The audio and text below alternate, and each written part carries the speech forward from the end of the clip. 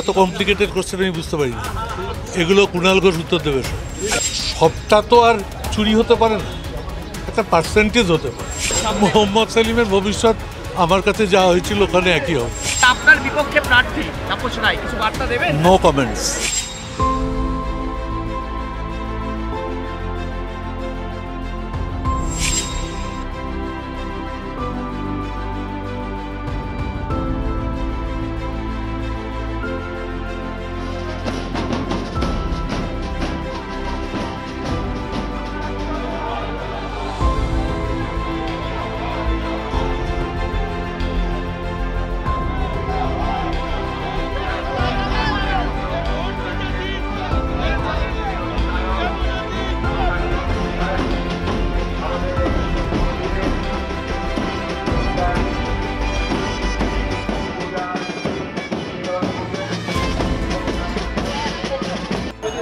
আমি এর আগে 5 বার জিতেছি এই লোকসভা কেন্দ্রতে। প্রতিটি ওয়ার্ডে আমাদের কর্মীদের উচ্ছ্বাস আবেগ আগের থেকে আরও বহু গুণ করে বৃদ্ধি পেয়েছে।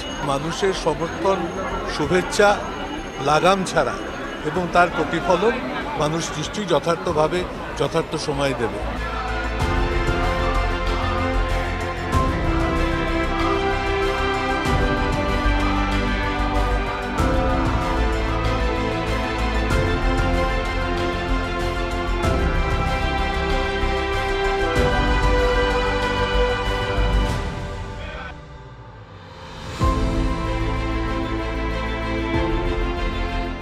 আমি সবথেকে আগে তৃণমূলের বিরুদ্ধে লড়াই করে দল করেছিলাম। দিলীপ ঘোষ বলছেন বাকিরা সবাই পরে এসছে। আসলে এত কমপ্লিকেটেড কোশ্চেন আমি বুঝতে পারি না। এগুলো কুণাল ঘোষ উত্তর দেবে।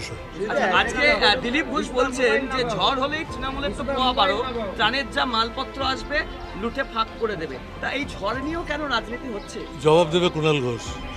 আরেকটা যে আবাস যোজনা, যেটা নিয়ে বারবার কেন্দ্রীয় সরকার অভিযোগ তোলে, এখন এই ঝড় যেখানে হচ্ছে সেখানে ওরা বলছে আবাস যোজনা ওরা নাকি পায়নি। আবাস যোজনার জন্যই কি এত মানুষের মৃত্যু ঘটলো? বা একটা তো বড় মুখ্যমন্ত্রী। আমি বিস্তারিত খবর রাখিনি, কিন্তু আবাস যোজনা যা হয়েছে তার টাকাটা যে আটকে রাখছে এটা আমি অনেক স্টাডি করে বুঝবার চেষ্টা করেছি এবং আমি নরেন্দ্র মোদীর সঙ্গে, মমতা ব্যানার্জির সঙ্গে গিয়ে সরাসরি কথা বলেছি একবারে মুখোমুখি বসে। তখনও তিনি এটুকু সহমত হচ্ছিলেন যে সবটা তো আর চুরি হতে পারে না, একটা পার্সেন্টেজ হতে পারে, কিন্তু টাকাটা আটকে দেওয়ার সময় পুরো টাকাটা আটকে দিয়েছে। এ ব্যাপারে অভিষেক একদম কারেক্ট বলছে যে গত 3 বছরে টাকা আসেনি এবং সেটা আমি দিল্লিতে খুব কাছ থেকে বসে দেখছি। এবং এটা অন্য কোথাও না, আমি সরাসরি মোদিজির সঙ্গে কথা বলেছি এবং গিরিরাজ সিং তিনি নিজের আসন থেকে উঠে এসে পার্লামেন্টে আমার পাশে বসে এসে বলেছে যে আমার দপ্তরের এটা এখন আর ব্যাপার নেই, এটা প্রধানমন্ত্রীর কাছের ব্যাপার। এই টাকাটা যদি ছাড়তো তাহলে কি জলপাইগুড়িতে মানুষ পাকা বাড়ি পেলে এই ক্ষতি এড়ানো যেত? নিশ্চয়ই এড়ানো যেত। মানে কিভাবে? তাহলে বাড়িগুলো তৈরি হতো। হ্যাঁ, তাহলে কি হতো? তাহলে বাড়িগুলো তৈরি হলে আর এই ভয়ানক কাণ্ড ঘটতো না। অধীর চৌধুরী বলছেন মোহাম্মদ সেলিম জিতবেন। সেলিমের জেতার ব্যাপারে অধীর এত আশাবাদী কেন? আপনি ওদের জোট আছে তো, কংগ্রেস আর সিপিএম তো একটা জোট করেছে। এই জোট কি ফলপ্রসূ হবে তৃণমূল কংগ্রেসের সামনে? মোহাম্মদ সেলিমের ভবিষ্যৎ আমার কাছে যা হয়েছিল ওখানে একই হবে।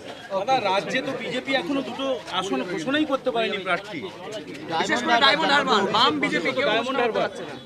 তাহলে ডায়মন্ড হারবারের ওই প্রার্থীকে নিয়ে 8 বার ইডি অফিসে ডাকলো, সিবিআই অফিসে ডাকলো, তাতে রাজ্যের ওই ডায়মন্ড হারবারের মানুষরা ঠিক করলো ওরা ডাকুক আর আমরা তোমাকে ডেকে আমাদের বুকের মধ্যে স্থান দিই।